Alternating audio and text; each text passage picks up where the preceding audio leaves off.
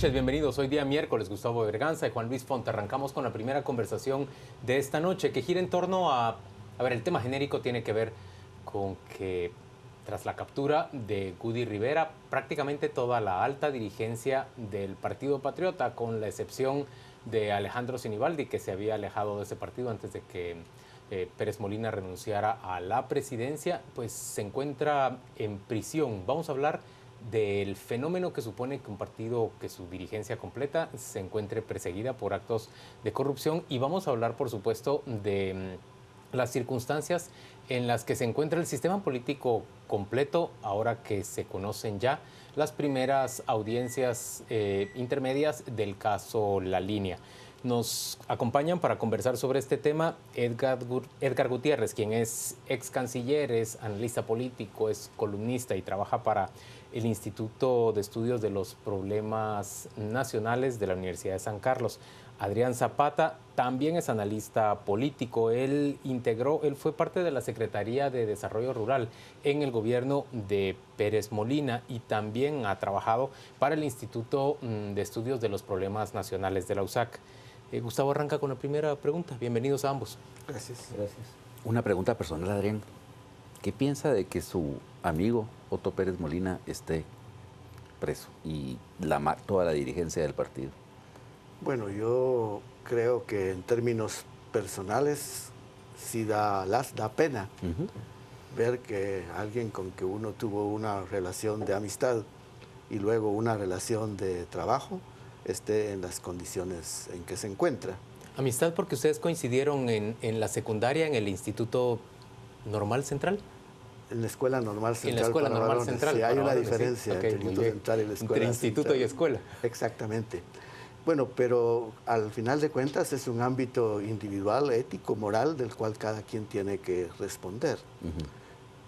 Más allá de la pena personal que puede dar ver a un amigo en esas condiciones, y eso al margen de la situación jurídica que se tiene que dilucidar, donde él tendrá que responder por las acciones que se le imputan, yo creo que la principal preocupación es más amplia, es en términos sistémicos.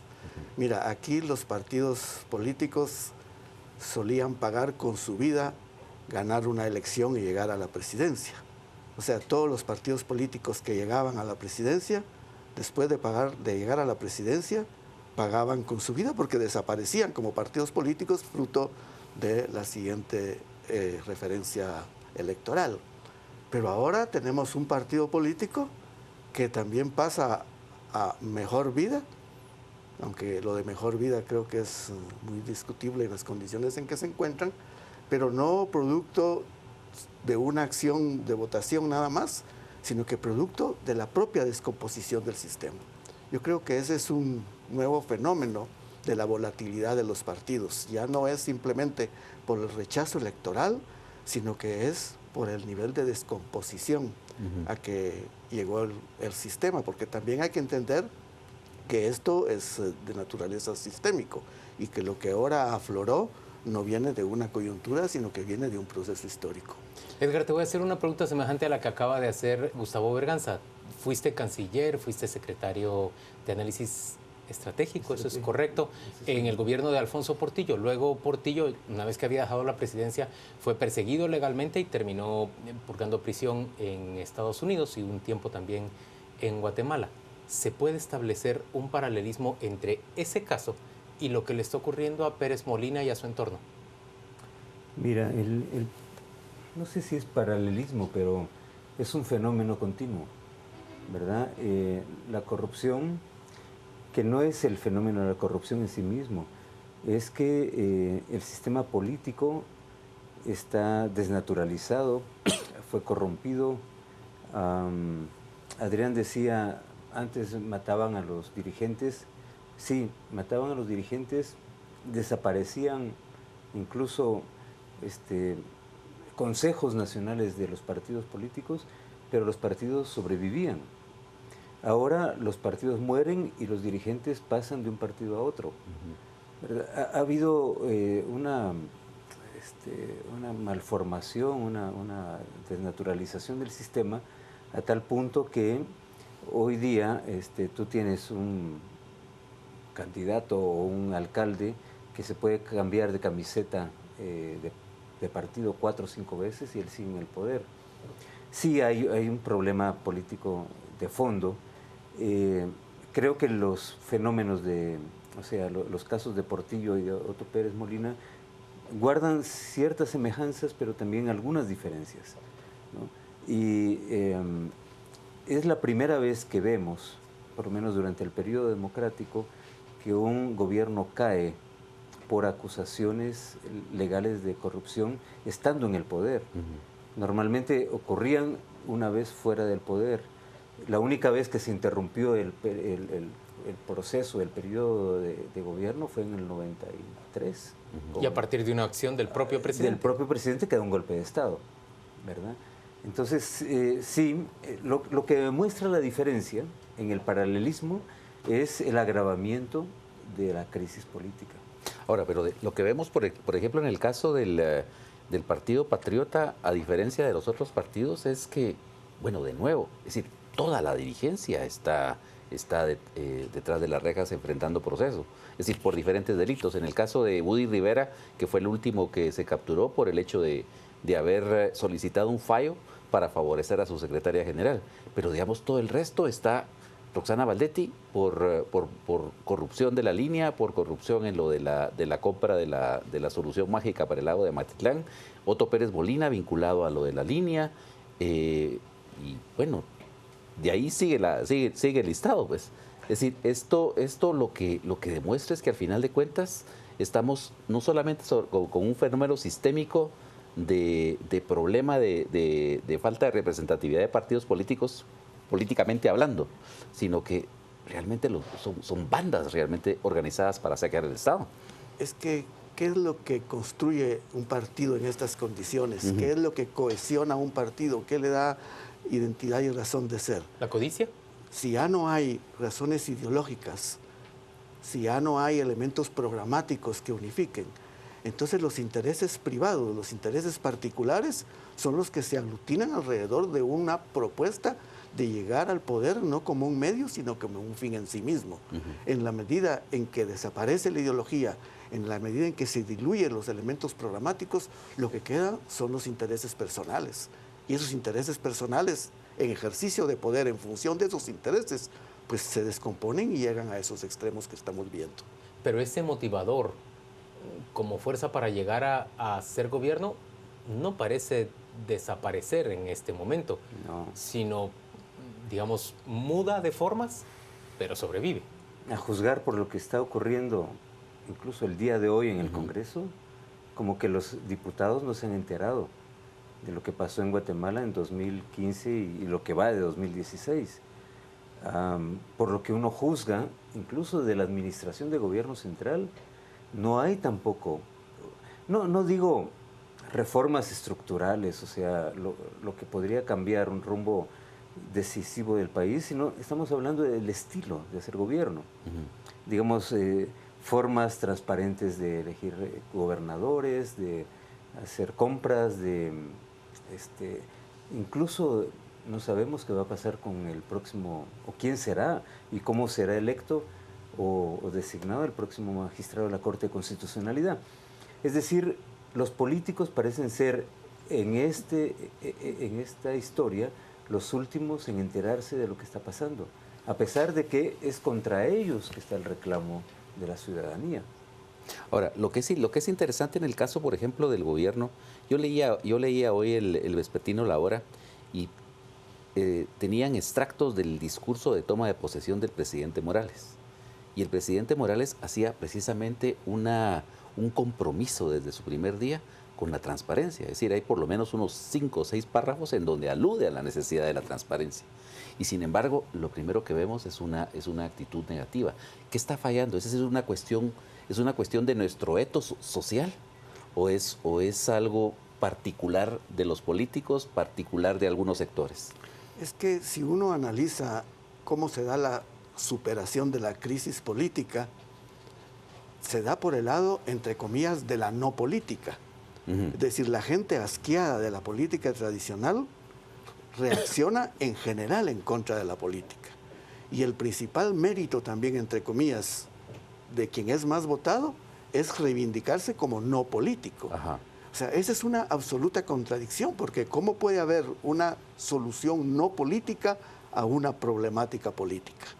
Entonces yo creo que no es posible pensar que la solución a la crisis, la superación a la crisis, se da por el lado de los mesianismos, se da por el lado de las personalidades que se reivindican como distintos al sistema, cuando al final de cuentas caen en esa vorágine sistémica.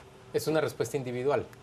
Es una respuesta Individualista, más bien. individualista que no logra trascender, porque ustedes han visto que incluso cosas tan gruesas como, por ejemplo, decir el partido no va a aceptar tránsfugas y al poco tiempo está aceptando tránsfugas. Ahora, ¿podrá sobrevivir en un Congreso como está sin adaptarse a esa dinámica política perversa? Por eso decía yo, las respuestas no son individuales. La individualidad juega en términos de principios, involucrarse o no en corrupción, etcétera, pero al final de cuentas es un tema sistémico. Ahora, pero digamos lo que vemos aquí es como una continuación, valga la rima interna, de la negación de los propios discursos, pues. Es decir, porque en el caso, por ejemplo, de Roxana Valdetti se pasó todo el periodo asegurando que ella era una empresaria exitosa, que había hecho su fortuna a base de hacer shampoos, y luego resulta que es fruto de labores corruptas, ¿no? Es decir, tenemos también el hecho de que el nuevo presidente es decir, no tarda ni 3 semanas en negar exactamente lo que ha estado proclamando como base de su forma de hacer política. Es decir, ¿qué es lo que está pasando con los políticos? Es decir, ¿por qué estamos llegando a ese nivel de contradicción tan rápida? Bueno, mira, yo creo que hay que diferenciar, porque hace un momento hablamos de fracaso de la política. La política en sí misma no ha fracasado. La política fracasa cuando hay guerra, cuando la forma de mediación o de, digamos, solución o disolución de conflictos se traduce en formas violentas. Sí, eso decía Clausewitz. Digamos, aceptemos ese principio. Lo que están fracasando son los políticos, porque los políticos tienen que resolver conflictos, procesar conflictos, proponer vías y rutas de superación de problemas por una vía democrática, y no lo han hecho. Lo que han hecho es resolver su problema personal, sus bolsillos, ¿verdad? Entonces, yo creo que es conveniente que separemos política de políticos. Nuestros políticos han fracasado y han traicionado la política democrática que con mucho esfuerzo se inauguró en el 85-86. Ahora, de ahí en adelante, el tema, o sea, la pregunta para la ciudadanía que salió en 2015 a protestar contra la corrupción, a repudiarla y a exigir renuncias, es, bueno, ¿en qué caímos ahora? ¿Hacia dónde dimos el salto y qué está pasando? O sea, no fue suficiente. En algún momento en la Plataforma Nacional para la Reforma del Estado nos planteamos, bueno, ¿las elecciones van a ser la solución?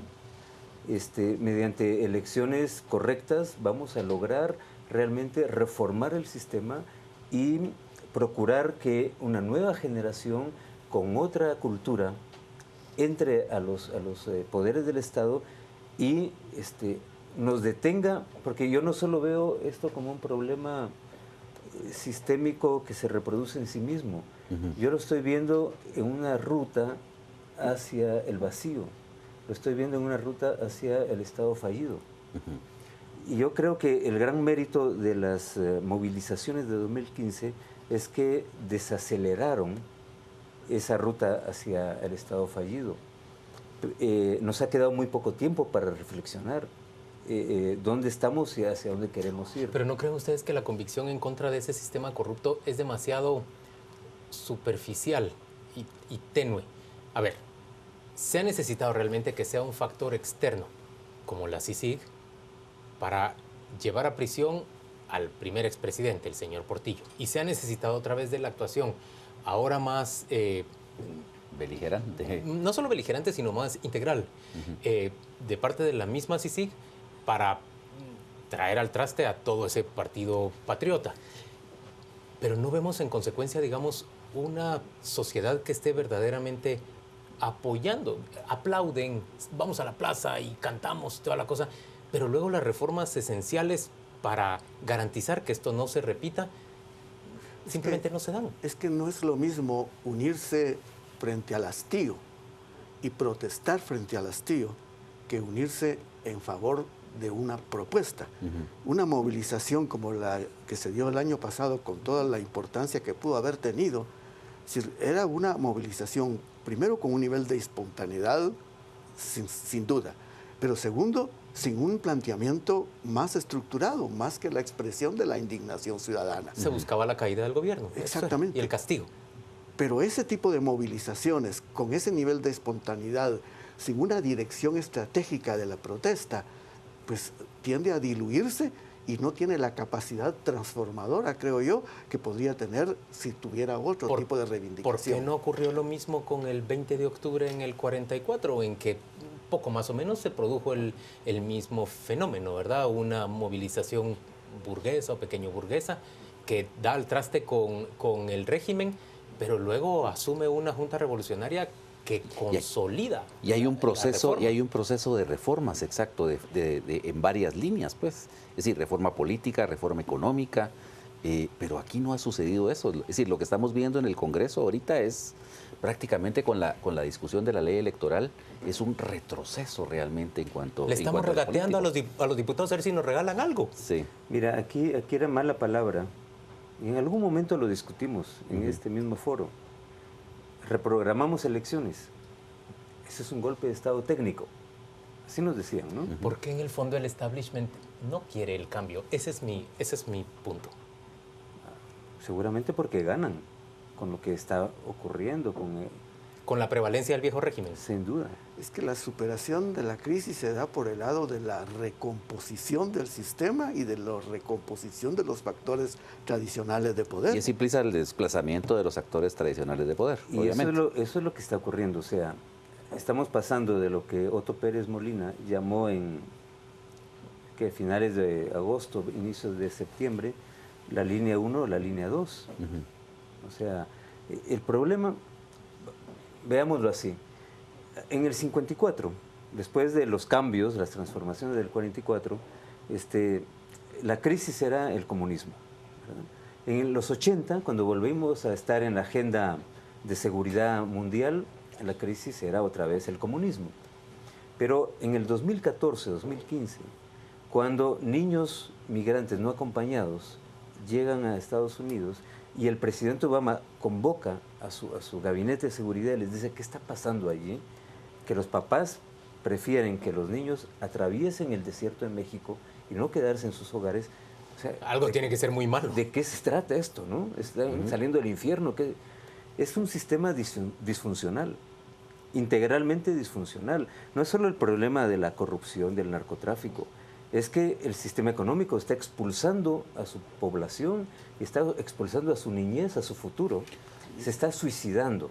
Entonces, volvamos la mirada hacia que no son solo políticos funcionarios, hay empresarios que están siendo desleales al sistema, ¿no? Que están medrando del sistema y que hay que ver cómo se les escarmienta. Ahora, Adrián, pero digamos... Esa es la línea 2 que estamos viviendo en el exacto. 2016. Pero como dice Edgar, estamos retrasando el Estado fallido. Pero, digamos, las élites económicas y políticas de este país se dan cuenta de que vamos hacia el Estado fallido. Es decir, ¿qué beneficios tienen ellos de un Estado fallido? Es que la miopía que a mi juicio existe en los sectores tradicionales es que carecen de una visión de Estado y una visión de largo plazo. Son intereses muy concretos de retornos inmediatos de inversión, objetivos muy de corto plazo, los que a mi juicio les hacen perder la perspectiva estratégica. Y ahí hay una diferencia sustancial entre la pregunta que hacían ustedes del 44 y lo que sucede ahora. En el 44, esa insurrección ciudadana desembocó en un proceso de ruptura sistémica. Claro, se rompió con el viejo régimen y se construyó uno nuevo. Aquí lo que sucedió fue una superación de la crisis mediante la recomposición de los factores de poder y además una salida para recomponer por el lado conservador, porque obviamente el proceso electoral lo que consolidó fue, a través de la alternancia en el poder, una opción conservadora. Pero ahí muy pronto llegamos a que se eche de ver la gran contradicción, porque en realidad no se puede parchar el sistema. El sistema ya tiene demasiados orificios de donde se sale el aire. Es un colador esto. Sí, pero... El Estado no tiene plata, no tiene ninguna capacidad real para tomar iniciativa. Estados Unidos quiere dar $300 millones al año que, con perdón, ni para el hoyo de la muela. Pero es que nos pusimos una camisa de fuerza, ¿no? Entonces, ese es el tema. Acá hay ciertos dogmas. Entonces, si tú hablas de modificar el sistema, ¿cómo lo haces? ¿A partir de qué? Bueno, lo haces compitiendo en elecciones, pero si quieres competir en elecciones bajo las actuales reglas, tienes que tener 800, 1.000 millones de quetzales en el bolsillo y tienes que hacer clientelismo y corrupción por todos lados. Entonces, no puedes modificar el sistema con sus propias reglas. Y esa es la discusión que no hemos tenido entre nosotros ni con la comunidad internacional. Entonces, quieren que respetemos las reglas, pero las modifiquemos dentro de ese respeto. Yo no sé eso cómo se puede hacer. Ya se intentó, se propuso una reforma a la ley electoral, que ahorita la están despedazando, aun cuando era lo mínimo.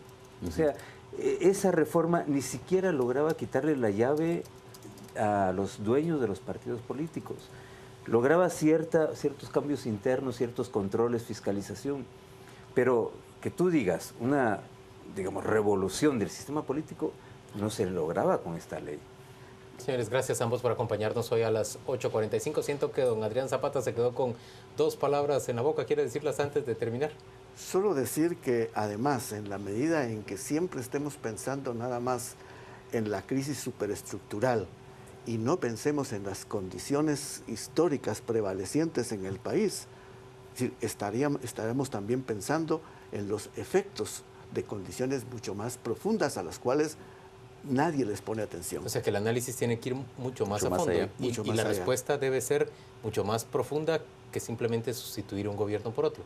Exactamente. O que cambiar reglas dentro de las reglas existentes.